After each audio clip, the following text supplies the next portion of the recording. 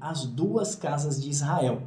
O plano divino para abençoar todas as famílias da terra. Fica por aí, porque o estudo hoje está revelador. Tem muita coisa legal nesse estudo. E se você já conhece as duas casas, fica com a gente até o final. Pode ser que você tenha alguns adicionais. Se você não conhece as duas casas de Israel, você precisa ver esse estudo até o final. Então eu vou chamar você de espartano. Quem chegar até o final pode até colocar no comentário Esparta, espartano, quer dizer, aquele guerreiro de estudo mesmo, amém? Também tem uma palavrinha que nós vamos deixar no finalzinho do vídeo para você fazer um comentário. Se você ficar até o final, eu tenho certeza que você vai ser abençoado. Você vai entender muitas coisas que você não entendia na Bíblia e outros trechos que você entendia, você vai perceber que eram linguagens proféticas porque haveriam de vir, tá bom? Nós vamos de Gênesis a Apocalipse fazer uma passagem rápida, são 6 slides. Eu sempre faço 2 ou 3 no máximo, são 6 slides, então você vai precisar ter um pouquinho de paciência. Eu vou te pedir, por favor, fica até o final. Meu intuito é abençoar você. Eu só vou conseguir fazer isso se você ficar até o final. Nossos estudos, eu quero salientar aqui uma coisa, tá? Não é cobrado nada, nenhum e-book nosso é cobrado. Por favor, se alguém estiver cobrando os nossos e-books, me avisa. Os nossos e-books são gratuitos. O nosso objetivo, a nossa proposta é edificar a sua vida. Então aqui eu fico a semana inteira pensando em novos estudos, trabalhando, obviamente que eu tenho meus afazeres aqui na empresa, minha vida, eu sou pai, né, aquela correria, mas eu fico pensando como edificar a sua vida, e eu tenho certeza, se você ficar até o final, você vai ser muito abençoado nesse estudo, ok? Deus abençoe você, bora lá pro estudo.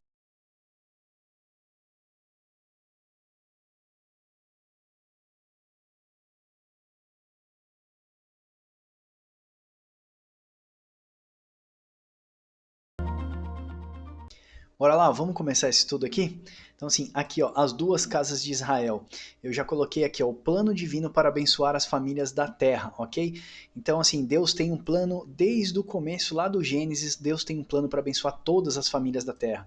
Olha só a promessa, ó, abençoarei os que te abençoares e amaldiçoarei os que te amaldiçoarem. Em ti serão benditas todas as famílias da terra, Gênesis 12, 3.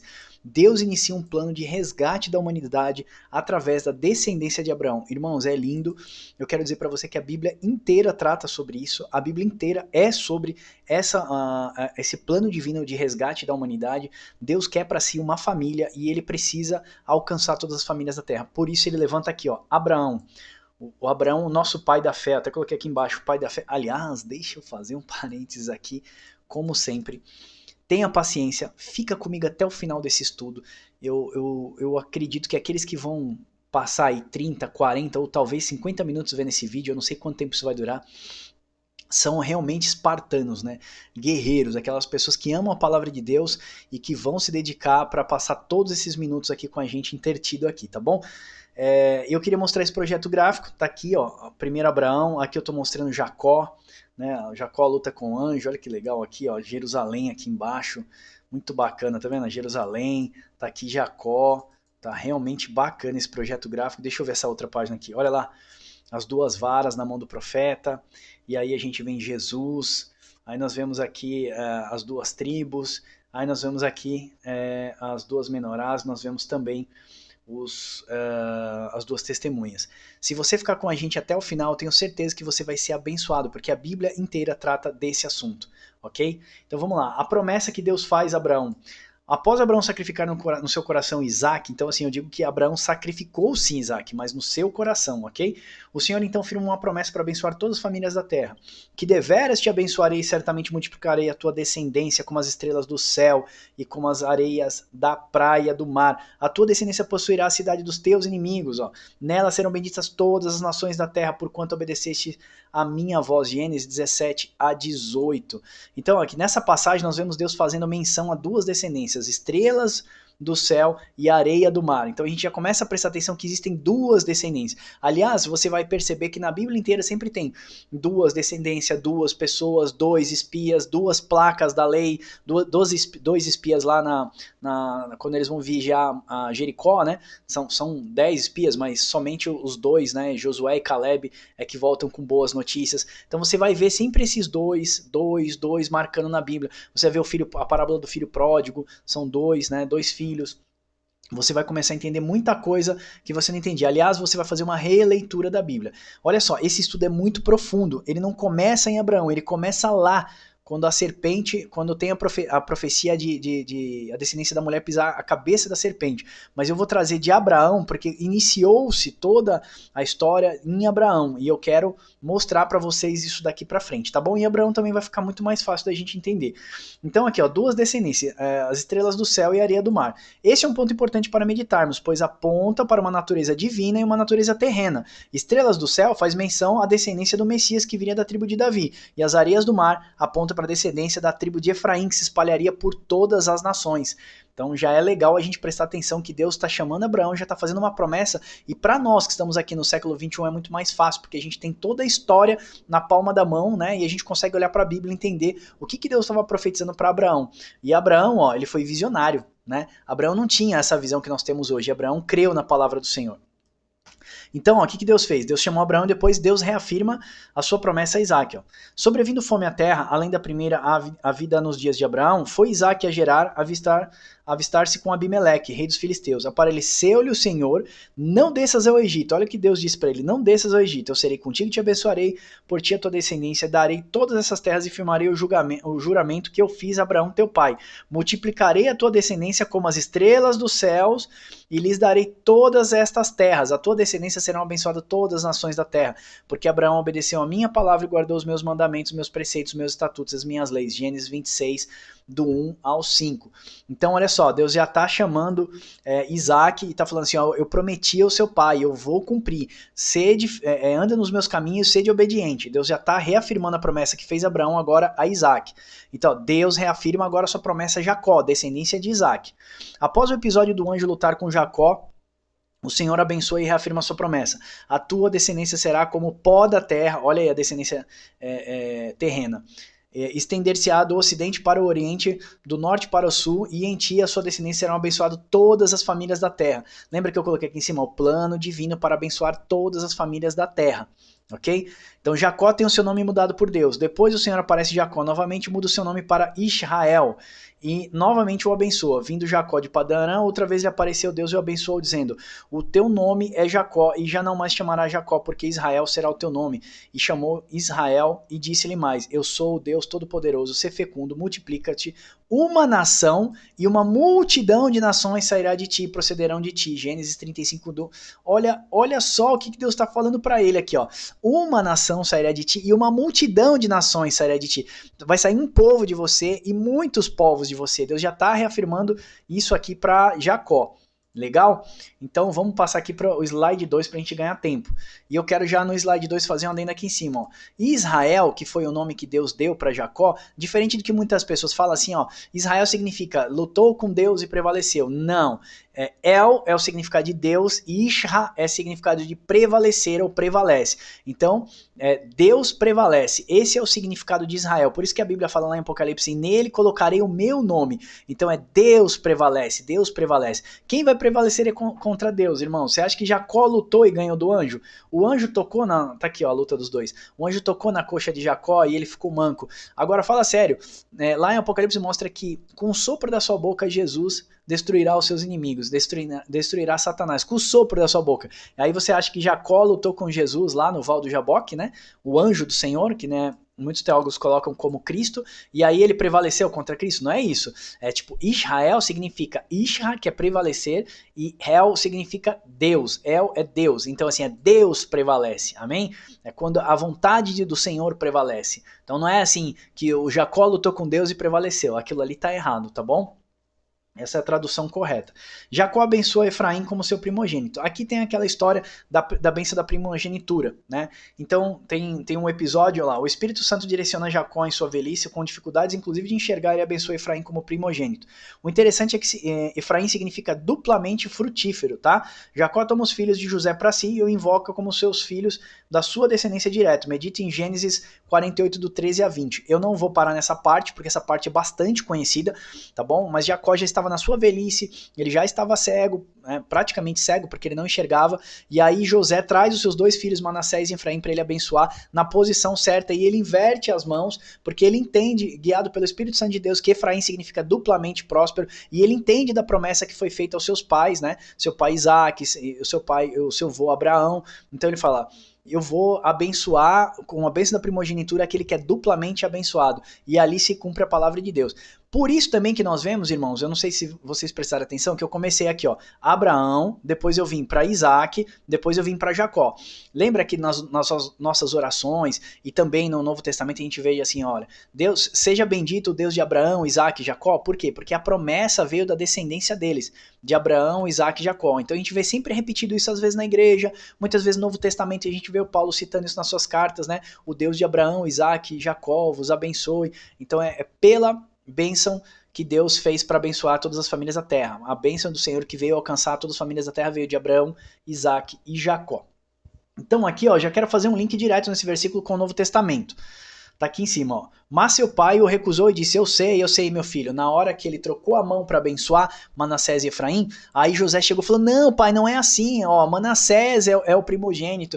E aí Jacó disse, eu sei, meu filho. Ele também será um povo, também dele será grande, contudo seu irmão menor será maior do que ele e a sua descendência será uma multidão de nações. Ele já tá lembrando da promessa que foi feita para Abraão e para Isaac. Então Jacó se ligou, mesmo na sua velhice, ele se ligou, o Espírito Santo lembrou ele das promessas que foram feitas aos seus pais, aos patriarcas, e aí ele falou, cara, eu vou abençoar Efraim.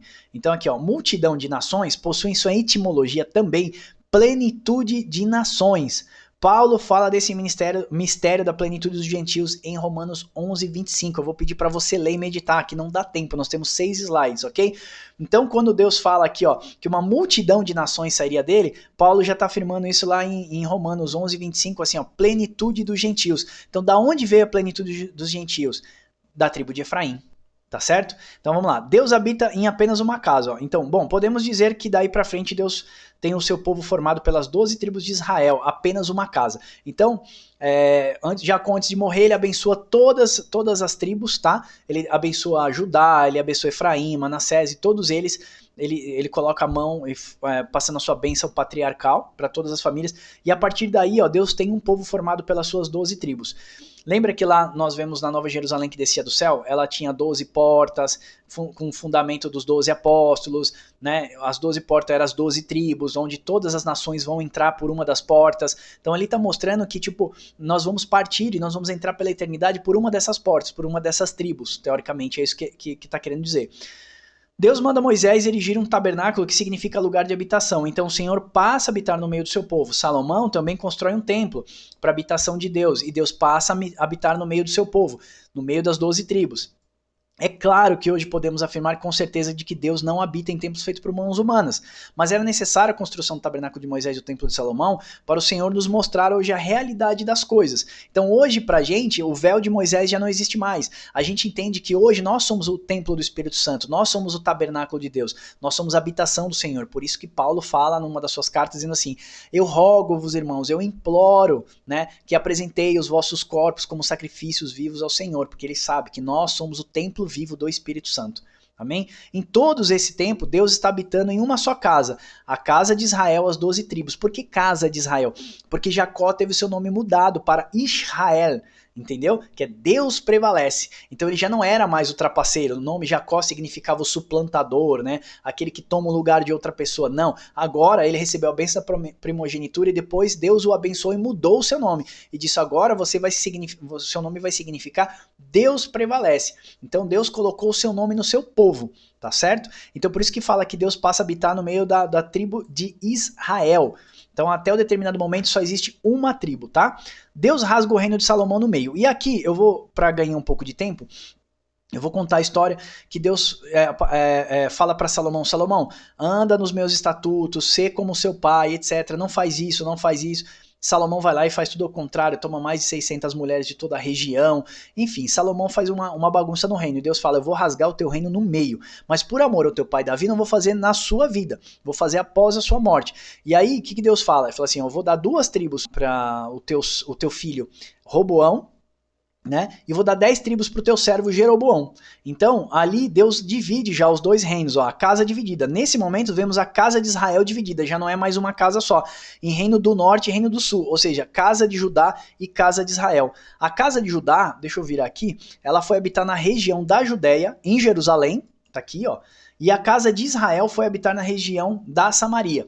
Então, assim, Judá ficou com a tribo de Judá e a tribo de Benjamim. E a casa de Israel, que é a tribo de Efraim, ficaram com as outras 10 tribos. Eu até cito aqui, se eu não me engano, eu falo o nome das 10 tribos aqui. Então, judeus sendo do reino do sul e israelitas do reino do norte, da tribo de Efraim. Então, a gente vê claramente as duas casas, Judá e Efraim, sendo divididas pelo pecado de Salomão. Deus fala isso para Salomão e fala, então eu vou rasgar o teu reino. E aí dá 2 tribos para o seu filho Roboão e dá 10 tribos para o seu servo Jeroboão, tá bom? Então Paulo fala numa das suas cartas assim, ó, eu sou judeu da tribo de Benjamim, porque Benjamim e Judá ficaram fazendo parte da mesma casa, né, que é o reino do sul, e as outras 10 tribos ficaram na tribo de Efraim, que é o reino do norte, ok? Talvez um pouquinho complicadinho de entender, mas no final você vai entender que tudo faz parte do mesmo assunto. Vamos lá, profecia contra as duas casas. Aí o que acontece? Deus divide o reino de Salomão e aí fica dividido entre reino do norte e reino do sul, né? Casa de Judá e casa de Efraim, né? Ou tribo de Judá e tribo de Efraim. A palavra inteira exorta, dizendo que o Senhor não fará nada sem antes avisar os seus servos, os profetas, né? E nós vemos por vários profetas, por exemplo, Jeremias, Isaías, profetizando referente aos pecados das duas casas, né? A casa dividida, Judá e Efraim, falando, olha, vocês estão fazendo o que é mal aos olhos do Senhor, a terra não está descansando, vocês estão idolatrando outros deuses, outros Baals, etc. Então Deus sempre exortando as duas casas. Por consequência disso, Deus manda a perseguição sobre eles. O reino de Judá recebe o cativeiro babilônico, né? Eles são afligidos, são levados para a Babilônia, cativeiros, etc.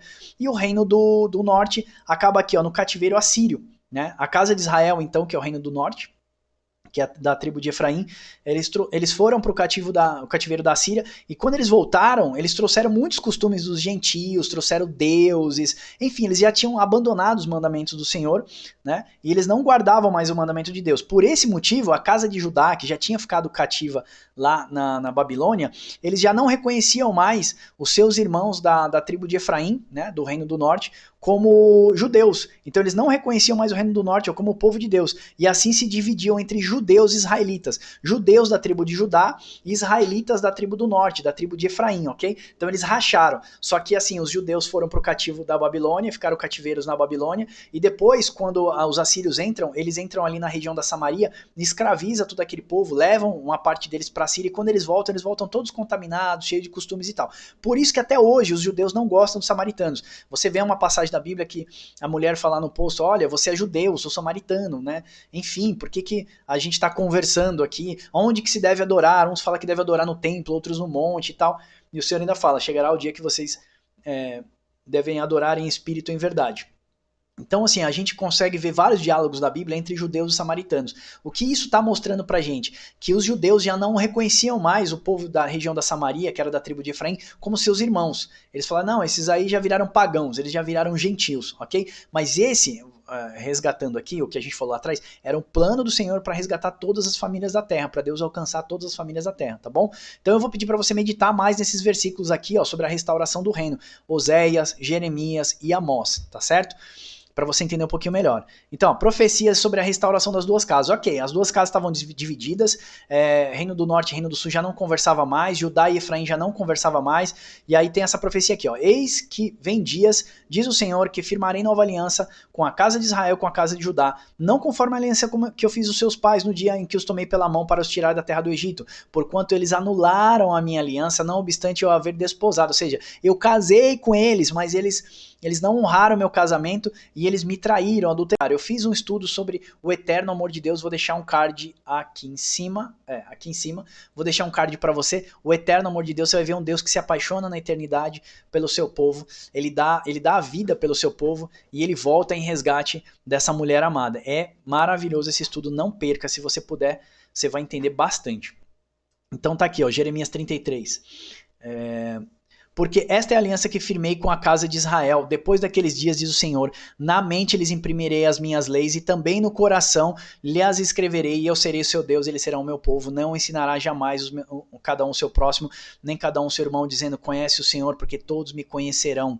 pois eu perdoarei as suas iniquidades. Olha, eu escreverei neles, na sua mente, as minhas leis e no seu coração. O que Deus está falando aqui? Eu tenho um outro estudo chamado assim, as leis de Deus. Como que Deus escreveu as suas leis na nossa mente e no nosso coração?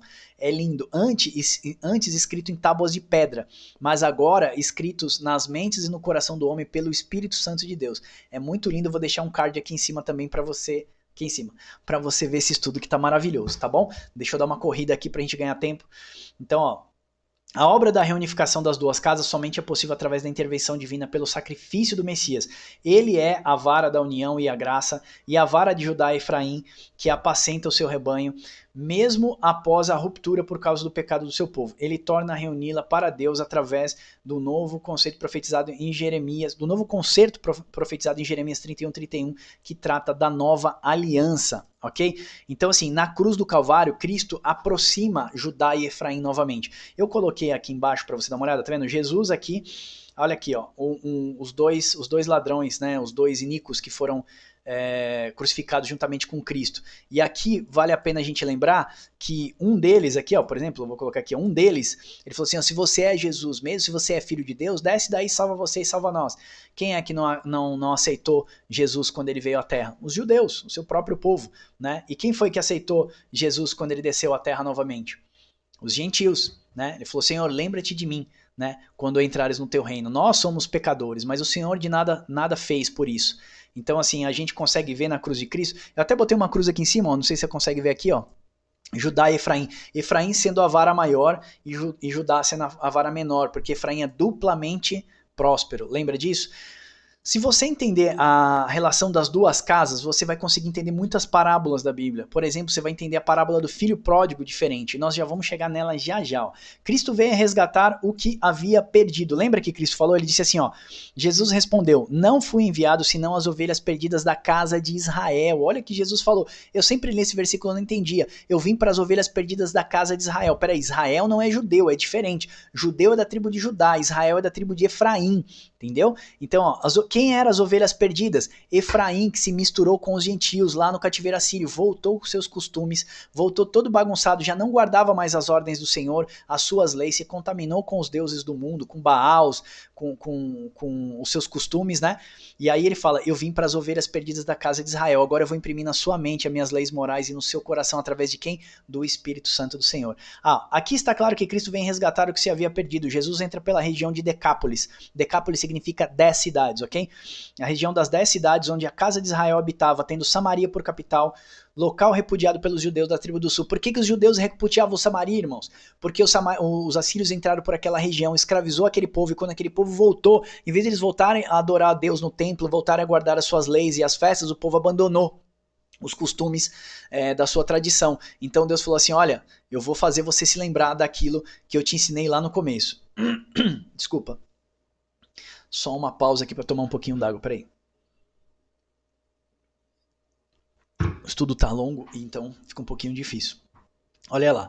Cristo busca as ovelhas perdidas da casa de Israel. A partir de hoje, a leitura da Bíblia para você terá um novo sentido. As profecias farão mais sentido. As parábolas que Jesus contava terão um novo sentido. Veja a parábola do filho pródigo. Quem é o filho que sempre estava com o pai? A tribo de Judá. E quem sempre guardou os mandamentos do Senhor e não se perdeu? E quem foi o filho pródigo que foi pelo mundo e depois volta para o pai? A tribo do norte, Efraim. Todos os israelitas que se misturaram com os gentios. Eu falei para você, depois que você ver esse estudo, você vai ler a Bíblia diferente. Eu espero que eu esteja conseguindo ser um cara que consiga passar isso de uma forma mais prática para você, porque é um estudo complicado, ele é bem complexo, você tem que entender a união das tribos, depois a divisão das tribos, uma tribo fica em Jerusalém, a outra tribo sai para percorrer o mundo, vamos dizer assim, foi para a região da Samaria, traz os costumes mundanos dos outros povos e depois não passa a não guardar mais as leis do Senhor, não passa mais a se preservar, ok?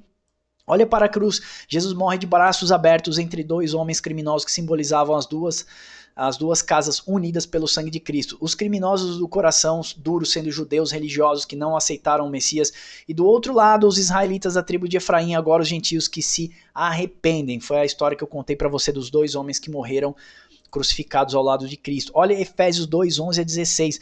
Fala que Jesus derrubou a parede de inimizade entre os irmãos Judá e Efraim. Foi através do sangue de Cristo que ambos foram aproximados. Lembra disso? Lá em Efésios fala assim, a parede que separava vocês já não existe mais. E Paulo ainda fala daqueles que foram circuncidados na carne e que foram circuncidados no coração. Nós vamos chegar lá, estamos chegando e essa parte é linda. Fica com a gente até o final, por favor, tem uma revelação maravilhosa para você. Você que gosta de estudar, você que é espartano, fica mais um pouquinho aí. Eu falo espartano que é guerreiro, tá bom? Porque o estudo tá longo, mas eu tenho certeza que ele vai te abençoar e vai abrir a sua ótica para você ler a Bíblia agora com os olhos, sem o véu de Moisés, amém? Vamos lá? Toda a história da Bíblia é sobre a união dos dois irmãos, as duas casas. Os profetas e o Novo Testamento apontam Jesus unificando novamente pelo sangue os dois irmãos, as duas casas. Leia a Bíblia agora, irmão, vendo que desde o Gênesis que a gente começou, está apontando para as duas casas, está apontando para a unidade do povo de Deus, que foi dividida, que era um plano de Deus aqui, ó, o plano divino do Senhor para abençoar todas as famílias da terra. E agora o que Deus vai fazer? Unificar todo mundo no arrebatamento da igreja. Você vai ver coisa linda. A plenitude dos gentios e a promessa sendo cumprida. Eu vou pedir perdão para a irmã Irani e para outras pessoas aí que têm 70, 80 anos de idade que estuda com a gente. Eu tô falando rápido dessa vez, que é para poder fazer o vídeo ficar menor, tá bom? Então tá aqui, ó, plenitude dos gentios e a promessa sendo cumprida. Graças ao plano divino para abençoar as famílias da terra, as promessas de Deus chegaram até nós, que somos da tribo de Efraim. Deixa eu ver. Opa, peraí que eu pulei aqui, ó. Graças ao plano divino para abençoar as famílias da terra, as promessas de Deus chegaram até nós através da tribo de Efraim, tá aqui em cima, ó. Veja na dispersão após o cativeiro assírio, a casa de Efraim se espalhou entre as nações, não guardando mais os mandamentos do Senhor. Eu acabei de falar isso, lembra isso? Aqui se cumpre a promessa de Deus feita a Abraão, Isaque e Jacó, que a sua descendência seria próspera como a areia do mar. Lembra? Nome de Efraim? Duplamente próspero. E lembra da promessa feita a Jacó, que a sua descendência sairia uma nação e uma multidão de nações? Essa multidão é a plenitude dos gentios, como o apóstolo Paulo fala em suas cartas em Romano 11, 25. Tá vendo? Eu coloquei dois irmãos olhando um para a cara do outro. São exatamente idênticos, né? Judá e Efraim. Por que idêntico? Nós somos a semelhança do Senhor Jesus Cristo. Então, qual identificar, Max? Como que eu identifico de que casa eu sou, afinal? Então, após a morte de Jesus, não devemos mais olhar carne ou sangue. Paulo atesta isso, que não é mais pela carne ou sangue, mas pela fé que nos tornamos filhos de Abraão, filhos da luz e agora filhos da promessa. Após a invasão do Império Romano em 69 d.C., também os judeus do Reino do Sul, eles se misturaram entre as nações, ficando impossível identificar as suas raízes. Então, até os judeus também que se gabam aí, que eles ficaram lá até hoje em Jerusalém, que eles guardam as leis do Senhor, não, eles se tornaram povos da dispersão também, ó. Então, ó, como identificar o reino do norte e reino do sul, reino de Judá, reino de Efraim, casa de Judá, casa de Efraim, como que eu vou ver isso daí? Pelas obras, pelos frutos se conhece a árvore, só podemos conhecer os verdadeiros filhos de Deus pela fé, não é mais por carne ou sangue, ou seja, pela descendência. As duas tribos, as duas casas foram narradas no Antigo Testamento para entendermos a unificação que Deus faria entre judeus e gentios, ou seja, a casa de Judá e a casa de Efraim. Agora não é mais por tribo, irmão, agora não é por carne ou sangue. Os gentios e os judeus são unidos pela cruz de Cristo. Como? Então vamos ler lá. Eu acho que isso aqui está em Efésios, porque está na outra página, eu vou ler. Ó. Portanto, lembrai-vos que outrora vós gentios na carne, chamados incircuncisos por aqueles que se intitulam circuncisos. Lembra disso? Vocês agora, que são chamados de incircunciso por aqueles que se circuncidaram, ou seja, os judeus, né, na carne, por mãos humanas, naqueles tempos estáveis sem Cristo. Ou seja, vocês de Efraim estavam sem Cristo, separados da comunidade de Israel, ó, estranhos às alianças da promessa, não tendo mais esperança, sem Deus no mundo, mas agora... em Cristo, vós, que antes estavais longe, foste o quê? Aproximado, né? Pelo sangue de Cristo. Então agora, ó, judeus e gentios, já não tem mais essa separação, já não tem mais esse muro de separação entre nós, porque ele é a nossa paz, o qual ambos fez um, tendo derribado a parede e a separação que estava no meio da inimizade, aboliu na sua carne, ó, a lei dos mandamentos, irmãos, na questão da força do pecado. Agora, nós não estamos mais debaixo do jugo do pecado, mas da graça do Senhor, que nos dá a força para obedecermos a sua lei, ok? Isso aqui não é super graça. Então, ó, na sua carne aboliu a lei e os mandamentos na forma de ordenanças, para que os dois criassem em si um novo homem, fazendo a paz, e reconciliasse com ambos um só corpo em Deus por intermédio da cruz. Deixa eu virar aqui Agora aqui em cima, ó, destruídos pela inimizade. Ó. E vindo, olha o que Cristo fez, seu ministério, evangelizou, ou seja, trouxe as boas novas. Paz a vós outros que estáveis longe, as tribos de Efraim, que estava disperso. E paz também para os que estavam perto, porque ele foi em Jerusalém. Lembra que ele falou, ó? Ele falou, ó, façam aí o que os fariseus ensinam vocês, mas não faz aquilo que eles fazem, entendeu? Então, ou seja, os ensinamentos fariseus eram importantes, ok? Porque por ele ambos temos acesso ao Pai em um só Espírito, e assim já não sois mais estrangeiros ou peregrinos, mas concidadãos dos santos e sois famílias de Deus, um só corpo para Deus, hein? Edificados sobre o fundamento de quem? Dos apóstolos, ok? E profetas, sendo eles, ele mesmo, Cristo Jesus, a pedra angular no qual todo edifício bem ajustado cresce para santuário edificado ao Senhor, no qual também vós justamente estão sendo edificados para a habitação de Deus. O que nós estamos sendo feitos, irmãos? Edificados para a habitação de Deus. Você já é a habitação de Deus plena? Não. Estamos sendo edificados. Quando fala de pedra angular, eu quero dar mais um totozinho aqui para trás para te mostrar isso daqui, ó. Tá vendo aqui, ó? Jesus é a pedra angular. Então, o que era pedra angular? Quando você tinha duas paredes, ó, parede do norte, parede do sul, você colocava uma pedra no meio para você fazer a junção das duas paredes, ok? Também tinha nas portas, ó, você levantava e escorava uma pedra, levantava e escorava outra pedra, e quando você ia fazer a união das duas, você precisava de uma pedra angular, que ficava no meio. Então, por que fala que Jesus é a pedra angular, irmão? A gente fala assim, Jesus é a pedra de esquina, mas você não tem noção. Por que pedra de esquina? Para você juntar Reino do Norte, Reino do Sul, casa de Judá, casa de Efraim, as duas tribos, os dois irmãos. Toda a Bíblia, desde o começo de Gênesis até Apocalipse, é referente aos dois irmãos. Amém? É lindo essa passagem. Então isso aí está em Efésios 2, do 11 ao 22. Medita lá. Agora, espartano, chegou a sua hora de ser abençoado. Presta atenção nisso daqui. As duas testemunhas. Então, a gente já sabe que a Bíblia inteira mostra sobre duas pessoas, ok? Então, as duas testemunhas. Podemos ver em Apocalipse as duas testemunhas na presença do Senhor. São eles, judeus e gentios. E por que eu falo isso? Olha só. Olha o que a Bíblia fala lá em Apocalipse. São estas as duas oliveiras, os dois candeeiros que se acham de pé diante do Senhor. Oliveiras, duas oliveiras. Israel é comparado com a oliveira do Senhor. Judá e Efraim, as duas oliveiras de Deus. E esse mistério, ele fala quem são os dois candeeiros e as duas oliveiras, quer ver? Você vai encontrar isso também, as duas oliveiras em Zacarias 4, do 1 ao 5, e os dois ungidos em Zacarias 4, do 11 ao 14.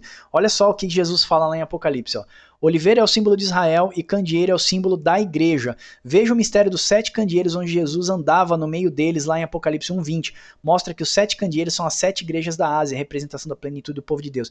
Lembra quando Jesus está andando no meio dos 7 candeeiros, João fala assim, eu vi aquele parecido com o filho do homem, ele andava no meio de 7 castiçais, é a igreja do Senhor, ao longo de todos os séculos e é a igreja do Senhor da última hora. O que Deus está fazendo lá? Eu falei no estudo passado, Jesus está mantendo aceso. Jesus tem o ministério do sumo sacerdote. Ele está mantendo, aqui em cima, ó, a bitola dos candeeiros aceso. Tá vendo? A boca dos candeeiros. O que se colocava lá? Azeite para queimar. Tá aqui, ó. Tô mostrando aqui para vocês. Botava azeite para queimar. Jesus está aquecendo, está colocando o azeite, o Espírito Santo, derramando o Espírito Santo para o arrebatamento da igreja, mantendo as chamas da igreja acesa, ok? Então, ó, o mistério das duas testemunhas. Por depoimento de 2 ou 3 testemunhas, será morto o que houver de morrer. Por depoimento de uma só testemunha, não morrerá. Deuteronômio 17:6. As duas testemunhas são judeus e gentios, tocando trombetas e anunciando o evangelho da salvação. O que é tocar trombeta, irmão? É falar em alta voz. Você vai ver lá em Joel, acho que 2, fala assim, tocai trombetas, dai voz de rebate no meu santo monte. Você vai ver os profetas falando, tocai trombetas, anunciai o pecado do meu povo. Você percebe lá as duas testemunhas vestidas de pano de saco, que é símbolo de humilhação, de arrependimento. Eles estão se preparando para a última festa, que é a festa das primícias. Então, é a hora que o povo se humilhava pelos seus pecados, eles se arrependiam. Era momento de pranto, de humilhação. E você vê as duas testemunhas vestidas de pano de saco no Apocalipse. O Apocalipse é um livro figurado, então ele te aponta para os profetas. Na verdade, o Apocalipse é um espelho dos profetas. Se você quiser entender Apocalipse, você tem que ir para os profetas. Ó, Deus não condenará à morte as nações que se arrependeram. Tocai trombetas em Sião e dai voz de rebate no meu santo monte. Perturbem-se todos os moradores da terra, porque o dia do Senhor vem e está próximo. Joel 2:1. em Números 10, 9. Então, qual que é o ministério das duas testemunhas que 3 anos e meio elas abrem a boca e proferem coisas sobre a terra, né? Profecias sobre a terra, tocar trombetas e anunciar a volta de Jesus Cristo. Ela vai estar anunciando, olha, esse acordo de paz, esse cara que veio de falsa paz, é o cavaleiro branco do Apocalipse. A igreja vai estar aqui na terra anunciando os últimos momentos sobre a terra para que as nações se arrependam. Então, o ministério das duas testemunhas do Apocalipse é tocar trombetas e anunciar a volta de Jesus. O maior avivamento será na grande tribulação e Deus vai usar duas testemunhas, as duas casas de Israel. O arrebatamento da igreja é a unificação das duas casas de Israel. No arrebatamento da igreja, Deus une as duas casas, agora em um corpo espiritual, um corpo de glória, a noiva do Cordeiro, que vemos em Apocalipse 21, toda adornada de pedras preciosas, revestida com a glória de Deus Pai, e seremos habitação de Deus para sempre. Lembra disso? As duas testemunhas morrem, elas têm um ministério de 3 anos e meio, seus corpos ficam o quê? 3 dias e meio tirados em praça pública. Aqueles 3 dias e meio está fazendo referência aos 3 anos e meio da grande tribulação, os 3 anos e meio finais. Então, possivelmente a igreja vai ser calada, vai ser perseguida, como já foi antes.